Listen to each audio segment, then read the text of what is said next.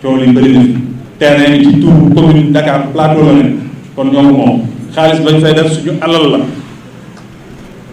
nga ne yow yaa ñuy dicté lañ fay def ginnaaw moom bu doon Alioune Ndoye marché Sandaga dootul amati biir Sandaga gi mu ne parce que yeneen acteurs yi ñuy yóotu yëpp li ñu newoon mooy marché bii moo indi désordre biir Plateau dañ ko fiy jëlee dama ne ginnaaw yàlla Alioune Ndoye moo tax ñuy waxaat marché Sandaga fi mu nekk muy lenn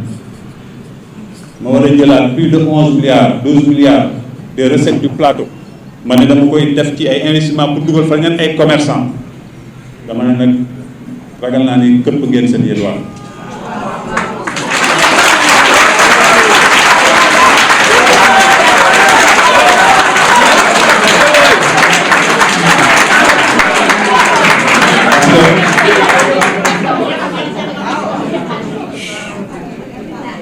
parce que loolu it bokk na ci liñ may xarabee ba ci sama biir conseil municipal lañ may xarabee ci biir kër yi parce que nag fii dafa am ñu fi dëkk yor ay war a dem mooy décentralisation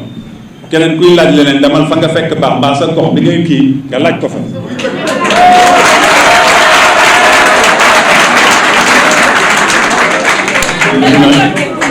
waaw mais ñun dañuy jàpp ni yàlla moo ñu nattu ñu nekk la capitale de la capitale ñun ñoo jàpp ni au-delà de ces considérations yoo xam ne kenn mënuñu ko teggi nous sommes tous des Sénégalais ñun ñoo jàpp ni kii am moo mën a dimbali ki amul loolu suñu taxawaay boobu ba léegi moo tax ma ne man Alioune Ndoye nañ ma ji joxañal beneen maire ci Sénégal bu doon jéem li muy jéem dem ci acteurs yi nañ ma ko wax bàyyi leen dama ko de point de presse la du meeting bàyyi leen ma yeggale xam naa ni seen yaram dafa xaw a tàng depuis démb mais nag man Alioune Ndoye Ndao laa du ma def loo xam ne gisuma léegi population bi ànd ci parce que bu nit amee sañ-sañ dugg kaar dara yëkkati lu nga ne maa ngi dem Plateau defi yomb bii amoo foo jaar lu dul traversé suñuy mbedd suñuy quartier ñëw da nga def li nga def te dara fekku la ci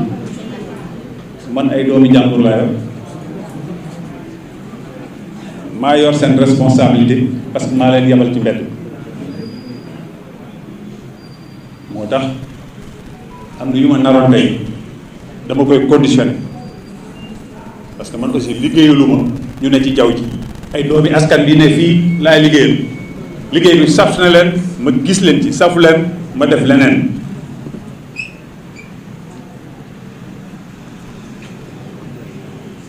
di ñaan nag li jàll démb man de mënuma ko nangu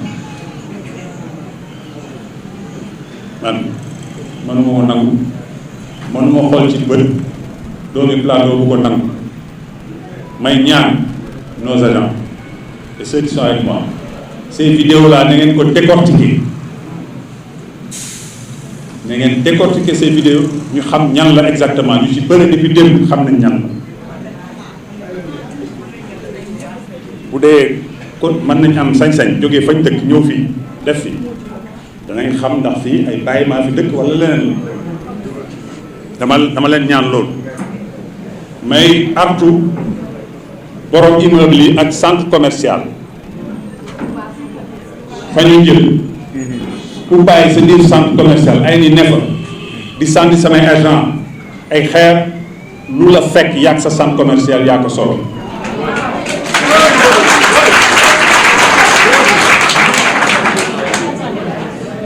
c'est pas la première fois c'est pas la deuxième fois te ñooñu di def loolu xam nañ leen parce que xool nañ seen vidéo te dégg nañ leen ñu wax ci vidéo yi ku am sañ-sañ ci digg Dakar ngeen baal ma ci kàddu gi ngeen baalaat ma ci saaga bi ne agent yi ay dooméram lañu nga am sañ-sañ taxaw suñu mbedd wax loolu ay drogué lañu ay xawma lan kooku bu continuer jaay ci biir Plateau ñoo ko fay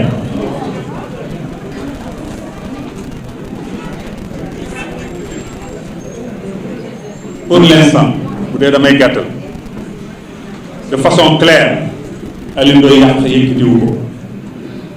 Alioune Ndoye yërmande gi mu àndal ak ses acteurs maa ngi défier ñu tegal na ci table yi keneen ku ko def keneen ku ko def mbaa ku ko jeg maa ngi koy défier. Sandaga c'est un marché mythique Inch'Allah danañ pare sa construction. Le centre commercial R+5 qui était à côté c'était yërmande moo ñu jural fii noonu ñu yegg ci milliards yooyu tabax waaye gis ngeen centre commercial yooyu danaa waxtaanaat sama njaboot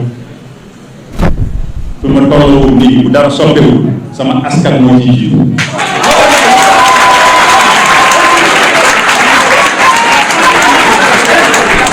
parce que bu dee ki ngay defal moo attan yenn yi may ñu jàpp ni jarul.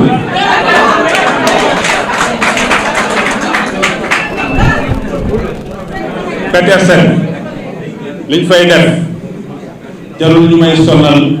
ay demande de rendez-vous ak leneen bañ leen fa génnee dañ leen recenser. Sandaga biñ fiy génn dañ leen di recenser ñooñu c'est ce que j'appelle les ayants droit man du ma wax di teggi ñooñu seeni droit naa ko sàmm. Al-Qaïda lu weesu Mamor ak ñi mu àndal dama ci amul interlocuteur pour muy leer nañ nous sommes actuellement boo fa demee toog naa ci li ma gëm yépp entreprise baa ngi liggéey parce que ñoom fu ne jaar nañ fa pour jéggalu ñu nañ loolu pour mu leer itam ci tënk itam ñun en toute responsabilité autorité de l'État des sociétés de l'État et tout le monde ñoo toog ci table ci ne ñu ne la lan mooy sa wareef man ci sama wareef laa ni ce suivi là si les populations y adhèrent dama koy continuer rek keroog l'État pour des considérations qui lui sont propres me demande par écrit officiellement d'arrêter.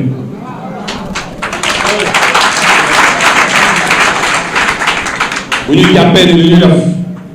day yàq je leur demande de me le signifier de me le notifier mais may wax état boobu parce que moi je suis demande l'état ci la boobu moo tax lépp lu ñuy def dañ koy waxtaan dama ne j'assume pleinement tout ce qui est fait man jëluma affaire bi di ko xëpp kenn waaye damay fàttali ñun waa Plateau nous sommes quasiment les citoyens de seconde zone dans ce Sénégal. Pourquoi? Moi je suis maire. Je ne peux même pas organiser des manifestations politiques dans ma commune loolu ci ay pàcc les 4/5 man moom lu waral loolu pour des considérations de sécurité man nangu ko boobu léegi ànd ci mais boo nee pour des considérations de sécurité Samba Boy ak xaw ma la jóge fële def li ñu def démb mu mën a ne je dis à l'État à mon État de se poser des questions sur cette défaillance parce que ñi song xale yu démb ils venaient de Pétavin xale yaa ngi woon ci rond-point je regarde les vidéos am na lu doxal seen diggante lu tax intervenir parce que après li ko arrêté benn digal la ay quelques éléments ñoo ngi arrêté il y avait des forces supérieures qui étaient là présentes lu tax arrêté wuñ ko mes agents sont dans la rue avec l'accord des autorités administratives que chaque fois qu'elles ont besoin de la police est à côté d'eux, c'est cela la vérité. moo waral bu nekkee ci Petersen commissariat Rebeuss et cetera soxlaa ñu ngi seen wet moo waral bu nekkee ay Sandaga bu amee soxla police Plateau ñu ngi seen wet parce que man Plateau fii gendarmerie ngeen jàkkaarloo fii la Conk nekk fii la commissariat central nekk fii la nu mu tudd commissariat Plateau commissariat Rebeuss man dama cee raflewul fii le ministre de l'intérieur nekk fii le ministère de la défense nekk fii le lépp nekk donc dañoo raflewul ci sécurité waaye nag bu dee leneen la aussi nañ ma ko notifier buñ ma ko notifier ma apprécier ak population mais la police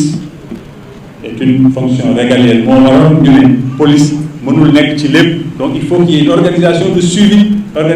suivi woo lañ teg agent yi ci loolu la ñu nekk dégg naa ñu naan agent yi dañ ñëw jël sa bagage yàq ko mais agent bu loolee fukki yoon fii waroo fi lal boo ko lalee lu muy def du jël sa bagage dañu jël sa bagage nee na la téeméer yoon fii bu fi lal jël sa bagage boobu doonal ambulance mais lu waroon nga ne par force laa wax seen i buntu kër seen i benn danaa fa daaj taabal dina ñu mën dara ah waa plateau nag man de samay maam ba léegi xam naa lan mooy dooni plateau.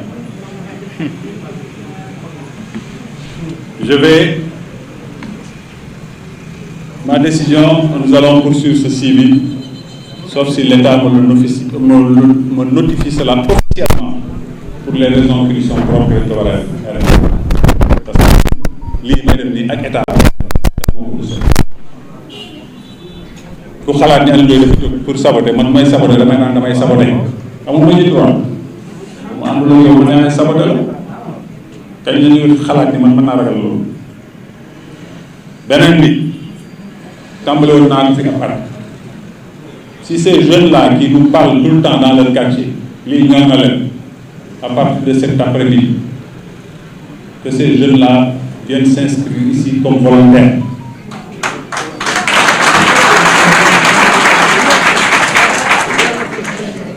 Quartier par quartier, qu'ils viennent s'inscrire ici par volontaire. Je vais convier le maire de la ville de Dakar et les 19 maires de Dakar à une rencontre. Je profite de cette presse pour leur lancer cette invitation-là. Parce que nous devons plus de respect à nos mandats, qui sont les Dakarois. Dakar est la capitale. Sous peu, li ngeen xamul boo gisee état sax sawar ci yéen bi mais sous peu nous allons accueillir des organisations internationales, les JOJ, etc., etc. Investissement yi ñu def loolu moo tax yow da nga bëgg a liggéey kenn bañ a ko mais keneen ku liggéey keneen du am affaire keneen du am jàmm Aliou Ndoye bi nga doon jàppale démb mënu la jàppale ci loolu te ambulant bu ne dégg naa ko Aliou Ndoye ci campagne ñëw na wax ni da ngay waxi ginnaaw kër man nit ñi xam nañ du campagne may tax a fen kenn laa wax ñemul jàkkaarloog man wax ma loolu Aliou Ndoye moo newoon boo ma jàpp